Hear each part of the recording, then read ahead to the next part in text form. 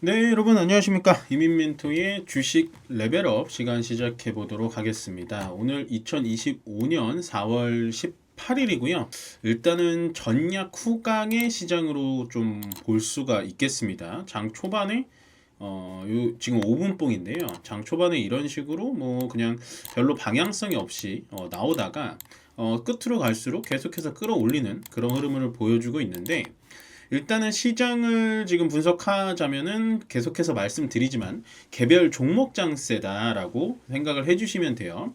개별 종목 장세라는 게 뭐냐면, 일단은 첫 번째로 뭐 반도체라든지 자동차, 뭐 화학, 2차 전지에 수급이 따로 쏠려가지고 그렇게 가는 시장이 아니라, 개별 종목의 특정 테마에 따라서 종목이 움직이고 거기에 따라서 장세가 움직인다 생각을 해주시면 될 것 같고요. 시장은 일단은 이런 식으로 5일 동안 단봉의 형태로 조정을 좀 받고 있는데, 보시면은 이날 빼고 이렇게 떨어졌을 때 빼고 나서는 결과론적으로 시장은 이런 식으로 지금 수렴하면서 계속해서 올라가려는 듯한 흐름을 보여주고 있다. 그러면 시장은 일단 트럼프의 관세라든지 이제 관세 리스크에 대해서는 어느 정도 완벽하게 해소됐다라고 생각했다라기보단 시장에는 많은 영향을 줄 수 없다라고 판단하는 게 맞습니다. 물론 오늘 장이 끝나고 시장이 종료된 다음에 트럼프 대통령이 또 관세에 대해서 정말 센 발언이 나오면 시장은 또 무너질 수는 있겠지만, 지금은 웬만한 발언 가지고서는 시장 자체가 밑으로 꺾일 만한 가능성은 좀 없다라고 보시면 돼요. 그러니까 트럼프의 입김이 이제는 시장한테 웬만해서는 먹히지 않는다.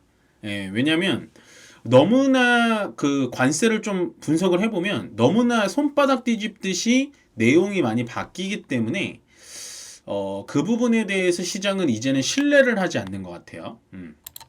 그 정도 생각을 해주시면 되고, 우리나라만 좋았던 게 아니라 뭐 일본 니케이도 1%가량 올라가고 있고요. 중국 심천, 뭐 항생, 홍콩 H지수 오히려 오늘 우리나라보다 더 강한 흐름을 보여주고 있습니다. 뭐 조금이긴 합니다만은 조금 더 강한 흐름을 보여주고 있는데, 우리도 이 정도면은 굉장히 잘 버티고 있구나. 이제는 2500포인트에서 어떻게 움직여 줄지만 체크를 해봐야 되는데요. 지금은 시장을 막 막연하게 예상을 하셔서는 안 된다라고 보시면 돼요. 어떻게 될지는 아무도 모르는 거기 때문에 일단은 1차 목표치는 2500포인트를 어떻게 올라가느냐가 가장 중요하다 보시면 됩니다. 그게 왜 중요하냐면요. 일단은 보시면 이런 식으로 오늘 거래 대금 자체가 말라 있습니다. 개인 계좌에서 코스피 기준으로 1000억이 넘지 않고요. 외국인도 기관도 전체적인 세계 계좌 중에서 1000억을 매도하거나 매수하는 흔적이 없어요. 이렇다라는 건 전체적으로 시장에 돈이 들어오지 않는다라고 생각을 해주시면 돼요. 물론 오늘 시장이 금요일장이기도 합니다만은 정말 예상치 못하게 굉장히 좀 낮네요. 그렇지만 수급 전체적으로 어떤 뭐 외국인들이 매도가 세다 뭐 이런 느낌은 아니고요. 외국인들이 파는 물량을 지금 연기금에서 다 받아가고 있는 그런 흐름까지 체크하시면 될 것 같아요.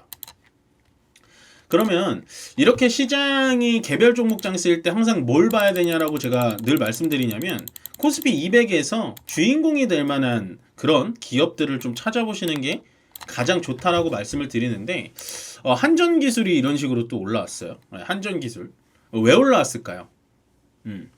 보면 한전기술이 올라온 거 봤을 때는 정책주라고 보시면 됩니다. 아마도 뭐 이재명 그 현재 대선 주자가 탈원전을, 원래는 이제 민주당이라는 야당에서는 탈원전을 되게 많이 강조했던 색깔이 강해요. 그래서 지금의 야당이 만약에 대통령 당선이 되면 이런 그 한전 기술이라든지 아니면은 뭐 전체적인 원전 관련된 그런 종목들이 다 떨어질 거다라는 의견이 되게 지배적이었는데, 지금은 이재명 전 대표가 얘기하는 거는 그런 얘기가 안 나오죠. 탈원전을 오히려 축소하고 원전을 조금 더 힘을 실어주겠다 하니까 한전 기술이라든지 두산 에너빌리티, 한전 KPS 이런 종목들이 같이 올라가지고 있다라고 생각하시면 됩니다. 그러니까 기존에 우리가 공식처럼 여겨왔었던 야당이 되면은 탈원전이 돼서 원전 관련주들이 떨어질 거야라는 공식을 깨고 있죠.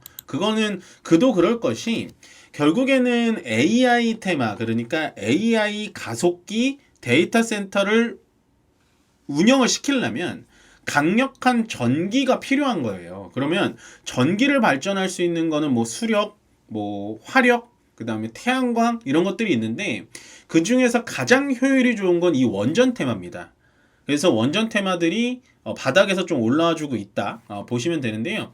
두산 에너빌리티 같은 경우는 일단은 기술적으로 봤을 때는 많이 올라온 것 같죠. 거의 올라왔고 지금 보시면 여기 매물대에서 좀 걸려서 밑으로 떨어질 가능성이 높기 때문에 어느 정도 올라올 만큼 올라왔구나 보시면 되고, 한전 KPS 같은 경우는 일단은 올라올 좀 룸이 있죠. 여기 보시면 이 위쪽까지는 올라온 룸이 충분히 보인다 보시면 되고, 한전 기술이 기술적으로는 가장 좋죠. 보시면 여기까지는 좀 올라와서 7만원 자리에서 어떻게 움직여 주느냐 좀 봐야 되는데, 이 한전 기술은 그나마 기술적으로 봤을 때 차트적으로는 굉장히 좀 안정적인 자리에 위치해 있지만 밑에 보시면 이제 일반적으로 거래가 많이 일어나는 종목은 아니라서 정책주로 올라오면 그때 좀 탈출하시는 게 훨씬 더 좋아 보인다.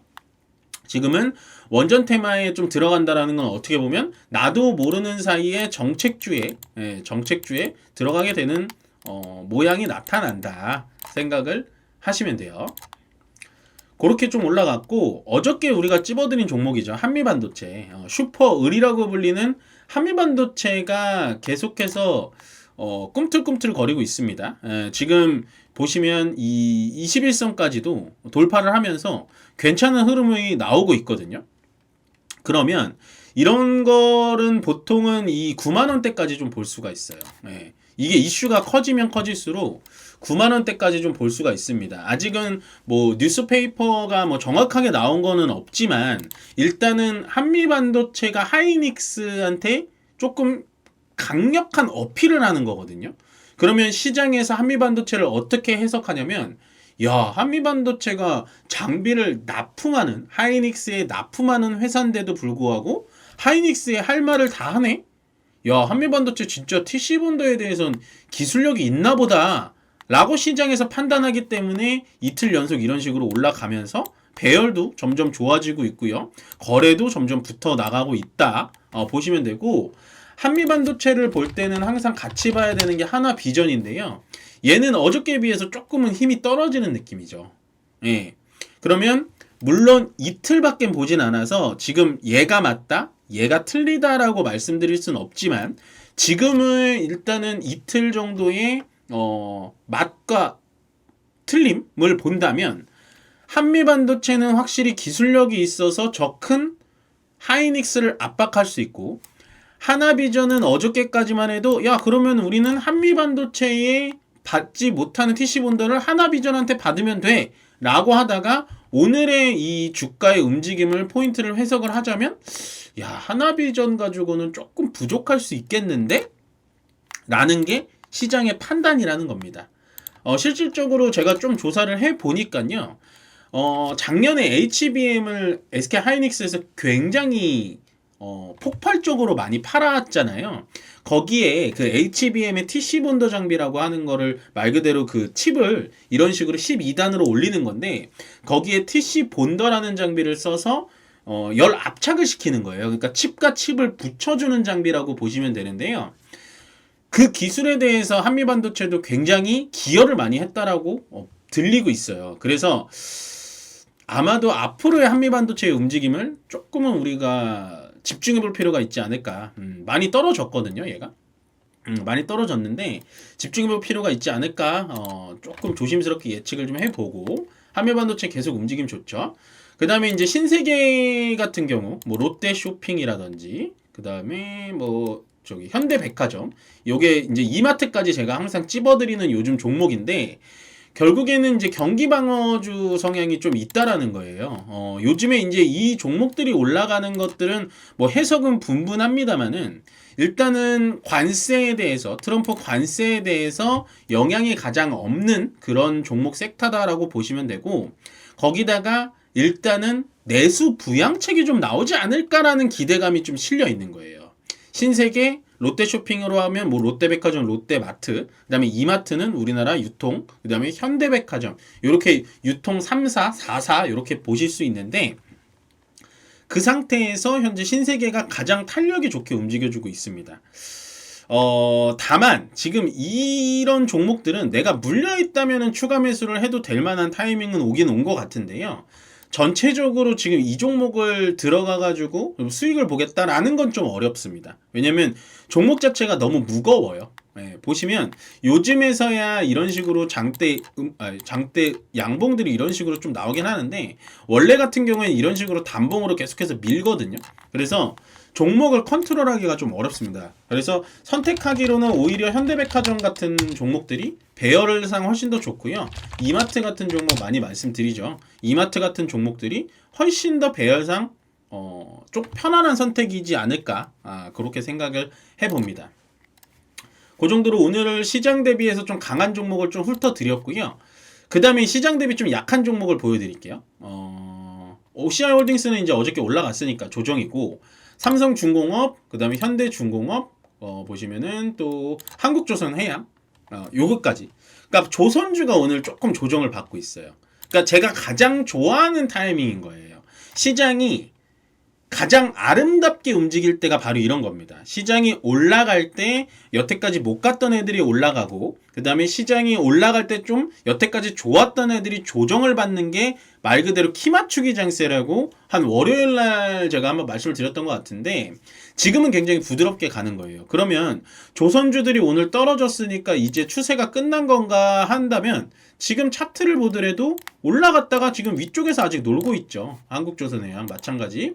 현대중공업이 대장주인데 얘는 뭐 올라갔다가 전고점을 뚫은 자리에서 오늘 음봉을 맞고 떨어지고 있긴 한데 차트 자체가 꺾이는 느낌은 아니죠. 그 다음에 삼성중공업도 마찬가지입니다. 위쪽에서 전고점 라인에서 음봉을 맞고 살짝 조정을 받는구나 정도로 보시면 되고 뭐 하나오션 같은 경우는 없었지만 하나오션은 유일하게 오늘 음봉이긴 합니다만 플러스 0.77% 올라가고 있다. 그래서 조선주가 꺾이지는 않았지만 오늘 시장 대비해서는 약하다. 그러니까 오늘은 제가 봤을 때 외국인들의 매도세가 좀 있거든요. 하나오션, 뭐 현대중공업, 한국조선이나 삼성조선 전체적으로 외국인 매도가 있는데 아마도 그 JP모건 보고서 중에 한국 시장은 굉장히 매력적이지만 조선업종에 대해서는 좀 조심할 필요가 있다라는 그 언급을 아마도 외국인들이 좀 반영을 하는 것 같습니다. 근데 큰 의미는 없고요.